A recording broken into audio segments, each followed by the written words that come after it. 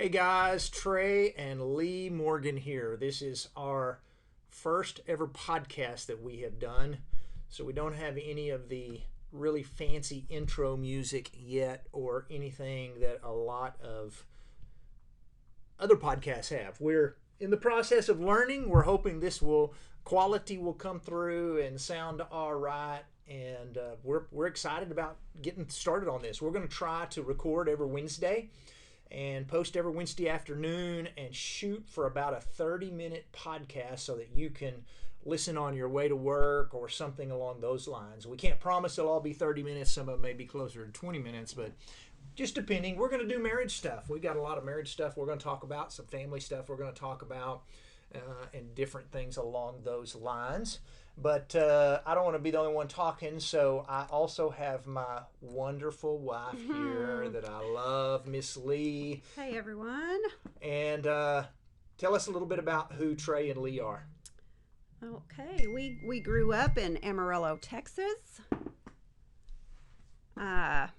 We have been married for 31 and a half years. You're good to be able to come up with that. We'll celebrate 32 years in August. On the 12th. On the 12th, yes. And we have 4 amazing sons, 4 boys. They range in age from 30 to 18. So we still have one at home. That's Cooper. He's our youngest. He is a senior in high school.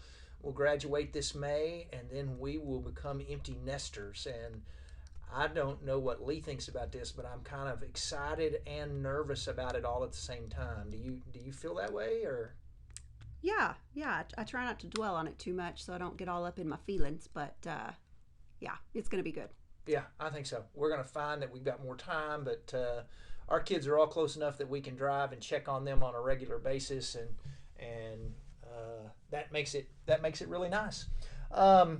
Yeah, we've got 4 boys, and so we understand something about raising kids, and we understand something about marriage. A lot of the stuff that we're going to talk about are things that we've done well, and other things we'll talk about are things that we haven't done very well that you guys can learn from us. We're going to talk today. We're going to spend a little time talking today about marriage myths, because there's a lot of crazy myths out there about marriage. Just some stuff that, I guess people just think automatically, stuff that I used to think was true. And so we're going to try to do some myth busting today and talk about some myth busters and things. Mythbusters, that's the music we needed playing, right? That's it, some Mythbusters music. But to give you an idea about some myths, this is kind of familiar stuff that we've talked about. We used to talk about this in our workshop a little bit, that myths was something that marriage myths, but we've kind of moved off and gone a different direction in our workshops. But we're going to talk about myths today. Now, myths are things like, myths we talk about today are Bigfoot, just regular myth, Loch Ness Monster. Can you think of a myth that? Yeah, unicorns. Yeah, Paul Bunyan, Big Blue Eye. Those are all myths. There's certain things that are myths in this world that we all understand that are myths. And then there are.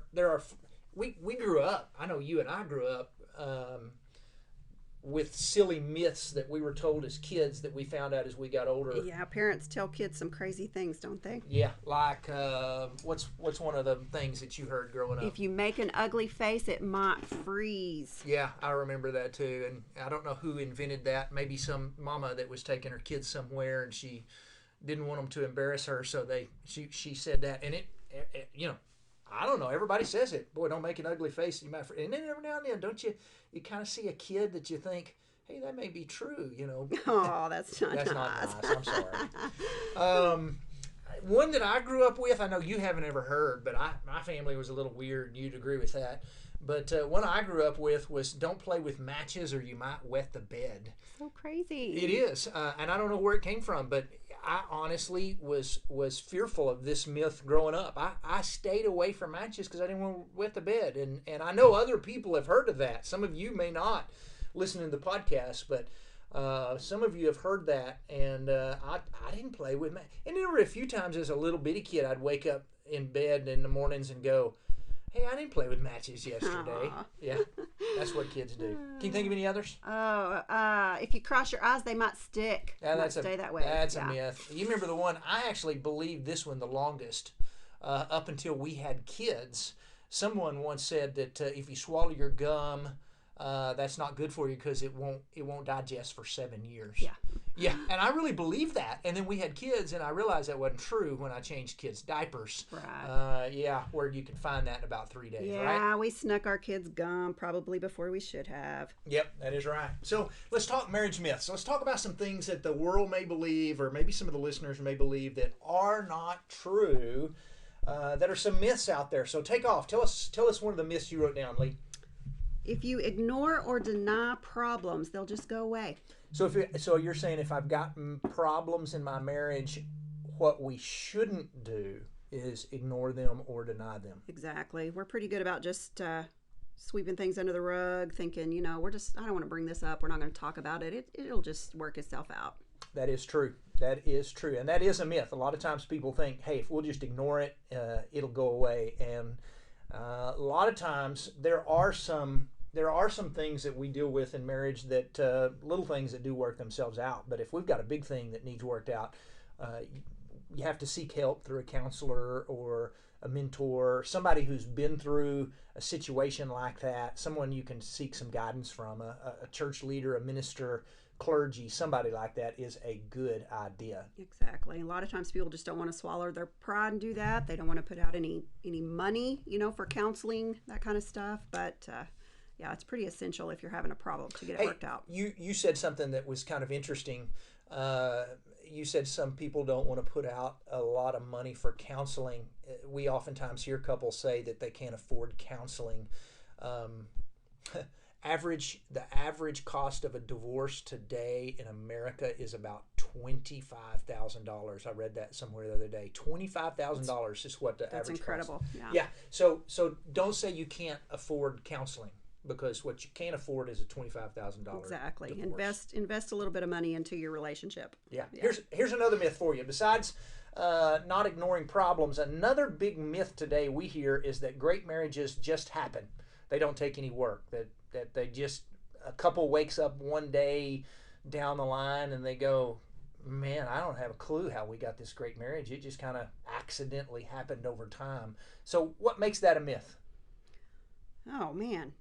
I mean, marriage is hard work every day. If you just coast and put your marriage on cruise control, chances are, instead of your marriage getting better, it's going to crash and burn. Yeah, great marriages, they do take work.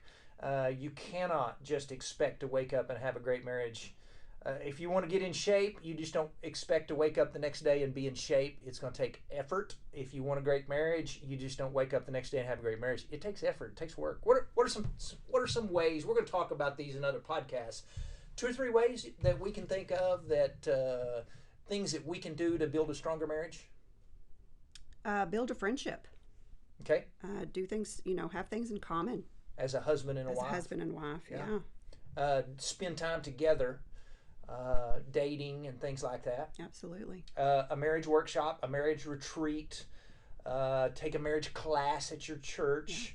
Yeah. One of the things that you and I did early in marriage, and I think it was a guy by the name of Joe Beam that recommended it, that we took serious and it really blessed us, was we read marriage books together. We'd buy a marriage book and read it together. Exactly. Wouldn't read it out loud to each other. We just kind of take turns reading it. I'd read a chapter and underline or highlight things I thought were important, and then pass the book over to you, and you'd read a chapter or two, and you could see the things I underlined, and then when I got the book back, I could see things you underlined, and then that gave us a chance to talk about, True, because sometimes I would look at what you underlined, and I'd have to go, hey, what were you trying to tell me by underlining this? Yeah, so. and it didn't necessarily mean it was something that we needed to work on. It might have meant, hey, we're doing good on this. Yeah.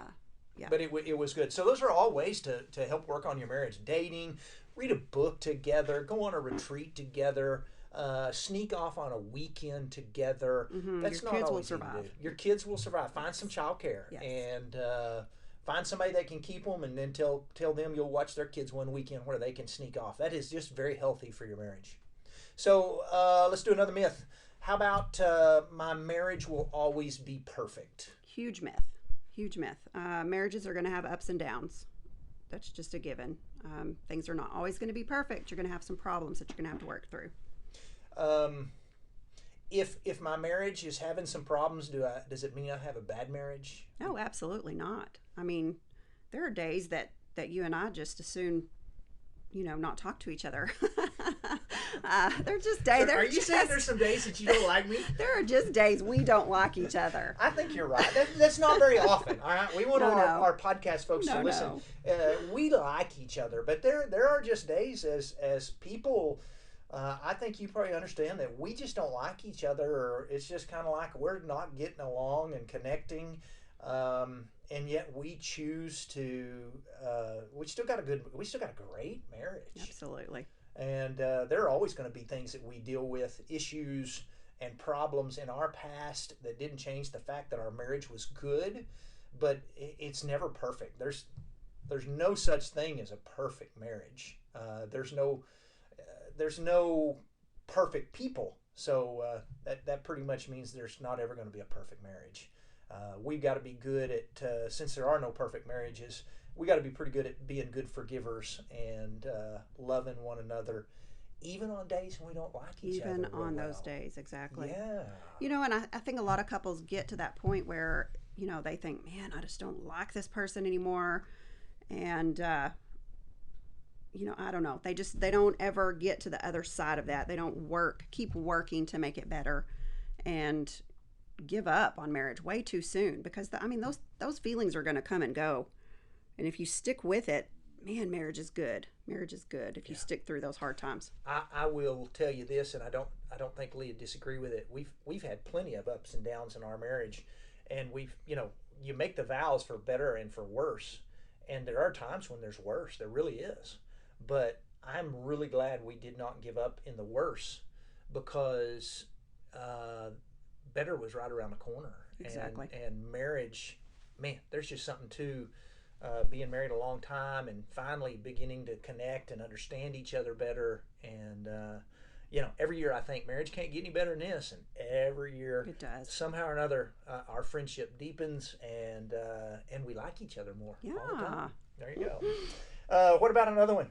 Another myth. Can you think of one? The grass is greener on the other side. Now, that can mean a lot of things. Sometimes people think that, hey, my marriage isn't all that great, and maybe if I checked out and started over, I could find something better. I don't know, maybe that, but we hear that the grass is greener on the other side. Or maybe sometimes there's people out there that just compare themselves to other people's marriages, and they go, hey, I want my marriage to be like theirs. Theirs is better than ours. That's not always, people, you don't see everybody's problems and everybody's issues. And man, if you're on social media looking at other people's marriages, all you see is the good stuff. And the grass isn't always greener on the other side. We always like to say the grass is greener where you water it. Exactly. And so if your marriage grass doesn't look as green as somebody else's, spend some time watering your own yard. Yeah. And I'll throw this out there. I think this is important. Marriage isn't like cell phones. I used to really like to upgrade my cell phones every chance I got, because there would be something a little quicker, a little better, a little faster. The battery would last a little bit longer. Marriage doesn't work like that. There's not upgrades. In marriage, it works better to fix what you've got and work through those things and do everything you can in that sort, instead of trying to upgrade. Because oftentimes what a lot of couples find is what they think is an upgrade is actually it may be a downgrade. Yeah, give up on their current relationship for another relationship, and pretty soon they're just facing the same problems that they faced in their previous relationship. Yeah. So going through some myths we've covered. Don't ignore or deny that there's problems. Work on them. Great marriages happen by accident. That's a myth. Another myth is my marriage will always be perfect. No, our marriages will go up and down. Another myth is the grass is greener on the other side. That's a myth. How about this one? Here's a myth for you. Absence makes the heart grow fonder. That's a saying that's been around forever. Yeah. Yet in marriage, that's really kind of tough, isn't it? Because absence is hard on your marriage. Absence is hard. It can be pretty dangerous. And there's a lot of marriages that just can't help this. We understand if you're in the military and you have long absences from your family, that's just that's not something that can be helped. But thankfully, this day and age, there's things like FaceTime, where you can communicate as often as possible. You can text, you can call. Yeah. There are ways to communicate today that you and I didn't have when we were dating and engaged back in the late 80s. That was a long time ago, right? Long time ago. Yeah, we used to we had to write letters. We stamps, people. When we were apart for a year and I was going to school without her, those were the dark days. And man. Yeah, there was no texting. Phone calls cost money. That's right. We couldn't do that. That's right. Something that my kids will never understand how that works. But yes, absences, it makes the heart grow fonder. And yes, there are times when you have to be absent from one another. But I guess what we're trying to say here is if you can avoid long absences from your spouse, do it. Don't buy into the absence makes a heart grow fonder. We knew a couple years and years ago, he actually got a job offer somewhere to go work, and they were actually going to double his salary, which is a great thing. And he came in and told me that he was moving. I was sad. He was my friend. And I said, we're going to miss your family. And he said that, well, my family's not going with me. They're going to stay here and finish school, and I'll just come home every other month or so, 3 or 4 weeks after being gone. And I remember saying, is that good for you to be gone from your family for that length of time? And I remember him saying two things. First thing he said was, but I'm doubling my salary, which really, why that is good, that's not worth your family. And then he said, I have a good marriage, it's strong, it'll survive my absence. A year later, that guy sat in my office and said it was the biggest mistake he ever made. His marriage was crumbling, his kids were struggling. I'm not saying that's always the case. I am saying that don't buy into the myth that says that absence makes the heart grow fonder, because absence is hard on your marriage. Try to spend time with your spouse. Friendship's built on spending time together, and if you're not ever doing that, that's really hard. All right, we got about 5 more we need to cover before our time is up today. A 6th myth. What you got? I can relax now. What does that mean? I'm married. I don't have to do all the work I did before I won my spouse. Before we got married, man, we used to go on dates. We used to, dress up for each other. Hold hands. Yeah. I mean, we were always just, putting out the effort. Complimenting each other. Yeah, putting out effort. So. And now, a lot of times, one of the big myths is, why do I have to do all those things? Yeah. I'm married. I can relax now. That's kind of a marriage killer, I would think, is when you get married thinking you're in love with someone who likes to hold your hand and dress up nice for you and go on dates with you, and then a few years down the road, all of a sudden you've got somebody who doesn't want to do anything with you. That is definitely a marriage killer and a myth. Putting your marriage on cruise control or moving it to the back burner, going, it'll be fine, we're married now, is a dangerous attitude to have. Yeah, you should keep doing the things that you did before you were married, even after you're married. Let's name off a few of those things. We said hold hands and go on dates. What about dressing up for one another? Sometimes as couples now, when we're married, the first thing you do when you get home, instead of dressing up for your spouse, is say, boy, I can't wait to get in my pajamas or get out of these nice clothes and get into something comfortable. And so, as silly as that sounds, that's true. We used to brag on one another pre-marriage is something you spend a lot of time doing. Flowers.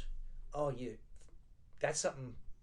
Sometimes husbands are bad about, I'm going to send lots of flowers before marriage, and then after marriage is like, why do I still have to do that? Why am I going to send flowers? Hey, and this is a great time for a quick reminder. We're going to interrupt this program to say, husbands, Valentine's Day is coming up on February the 14th. there are a couple things I need you to know, all right? Number one, that should not be the only day you celebrate your love. We're going to talk about that in a future podcast. But secondly, don't ignore Valentine's Day, all right? Let's find out. It's a Friday night. Go on a date. Dress up. Take her out. Yep. You pick the place. You decide ahead of time what you're going to do. Put out some kind of effort. Even if your wife says, I don't want a gift, she wants you to think of her some way or another.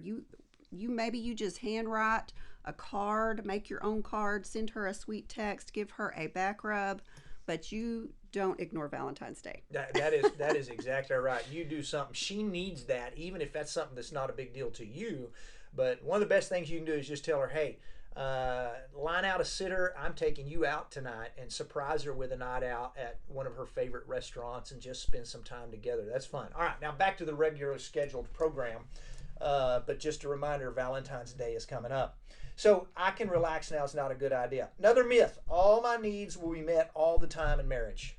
Not practical. Yeah, it just doesn't happen. Now, my goal is to try to meet all your needs, Miss Morgan. Yes. And I know you feel the same way about me, but that just doesn't always work that way. There are days when that don't happen. There are times when that don't happen. And if you're single listening to this and you're sitting there thinking, I can't wait till I get married because I'll have all my needs met all the time whenever I want, don't buy into that because it don't always work that way. That's right. We're pretty selfish in nature, and even though I have your best interests at heart and I know what you need, some days I just fail pretty miserably at that. You do a good job. How about another one? Let's keep rolling. My spouse will know all my needs without me saying anything. Oh, so my this kind goodness. of ties into that other one. Yeah. So basically, that myth says I should be able to read your mind and guess what it is that you need, right? Exactly. Don't work that way. No, doesn't work that way. I will admit, Lee is a much better mind reader, or she's very perception.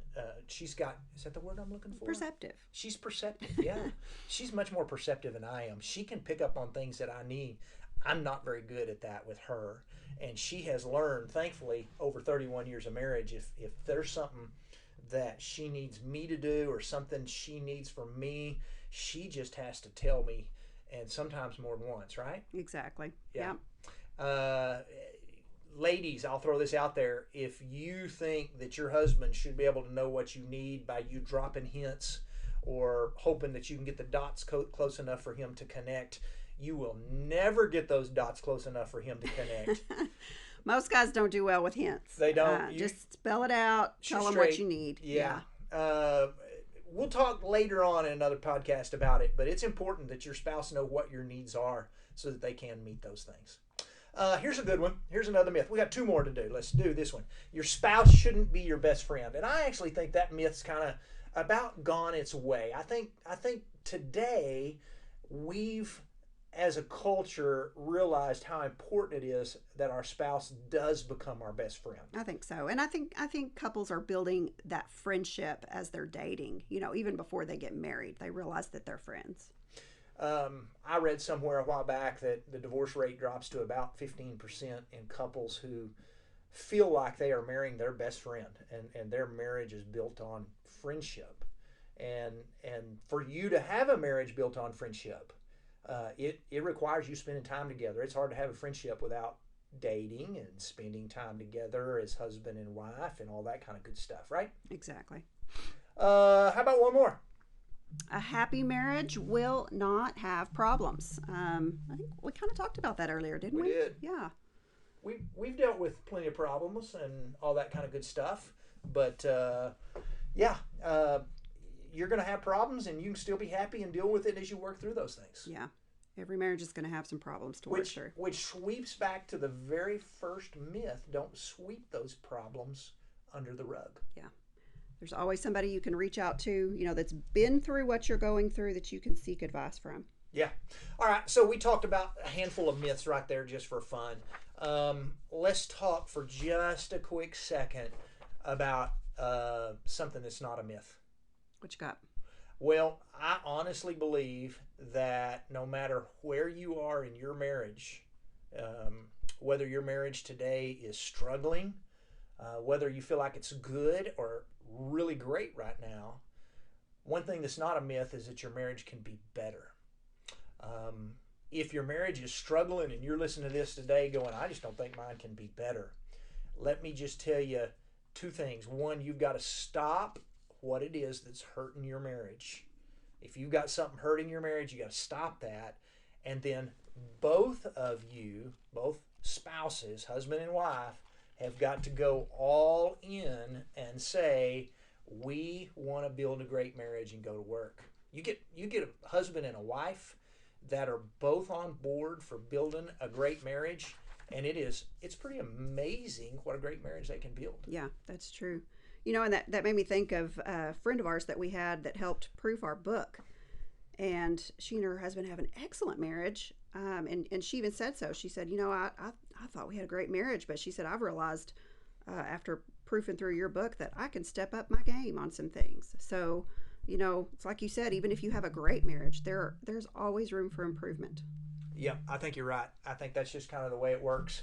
I want to try and do better every day to build a good marriage. You do that by working it. There's no accident involved. God's given some great plans on how to build marriage and relationships. The Bible teaches some stuff. We're going to talk about this in later podcasts. We're talking about working to build a strong marriage. It's going to take maintenance. We maintain all kinds of things around our lives. Yeah, man, our cars, our homes, Yeah. our kids, our health, And our marriage is going to need maintenance. Yeah. And so we have got to continue working on that. We're going to have to keep our priorities straight if we want to build a strong marriage, meaning marriage has got to have to stay on the front burner. We can't allow things like life and work and bills and little league and kids and hobbies to take priority over marriage. Yeah, and that's easy to do. We live in a busy world. People think they got to be on the go all the time, and it's easy to put so many things in front of marriage these days. Yeah. Let me, if it's all right, I'm gonna close with a last little comment about something we wrote in our book. Yeah. We wrote a book called 10 Ways to a Stronger Marriage. Is that the name of that book? That's it. Okay. Got the name of the book. 10 Ways to a Stronger Marriage. But we kick it off and we end with a story about a rowboat. And I won't give away the whole story, but I'll kind of give you an idea. Marriage is a lot like a rowboat. And a rowboat requires two people to row. If only one person's rowing, the little boat just goes in a circle. It doesn't do what it needs to do. And if neither one of them are putting out any effort to row, it just kind of drifts, and that's not real healthy either. But if you get both the husband and wife that go, hey, let's take our marriage and let's just take off and grow and build a great marriage, and both of them decide to row, man, that little marriage can just go. I mean, it can sail down wherever they're rowing it to, and you can have an absolutely amazing marriage. But it does require two people to row. Now, you may be listening to this going, I can't get my spouse to row. I can't, or mow. I can't get my spouse to row. You can't force your spouse to row their side of their boat. But what you can do is you can motivate them by you trying so hard. That you put in the effort of going, I'm going to do everything I can to row my side. And hopefully my spouse will see how hard I am trying, and they'll go, I'm going to pick up my oar and I'm going to row as well. Yeah, and it usually does work that way. If I am doing things for you and complimenting you and cooking all your favorite foods, I mean, how are you not going to reciprocate? Yeah, that is true. That's really, it's hard to not when somebody is really working hard to bless you. And so don't give up, don't quit, don't stop rowing your boat. And by all means, don't buy into the bad myths about marriage. We're out of time today. We're right at about the 30-minute mark is kind of what our goal was for today. This is our first podcast. It's been kind of fun. Yeah. We're going to throw this out there. If you've listened today, we are honored. Thank you for giving us your time. We are blessed that you've come our direction. Can I just say two things? Number one, there is a place for you to subscribe to this podcast on whatever you're listening it to where when we have a new podcast that pops up on Wednesdays, it'll automatically either download to your phone or you can find it on your computer. So subscribe to this podcast. The other thing you could do for us is if you like this podcast, then you could leave us a review. I believe like a high-rated review will help us move our little podcast up to where more people could find it. And it's not about us saying, hey, we want to be out there. No, it's about we're trying to get the message of healthy marriages out there. Yeah. And we just want to share that. So blessings to you guys. This was a lot of fun. We will do it again next week, and we hope this is something that really takes off. Yeah. Thanks for spending your time with us. God bless. Have a great day.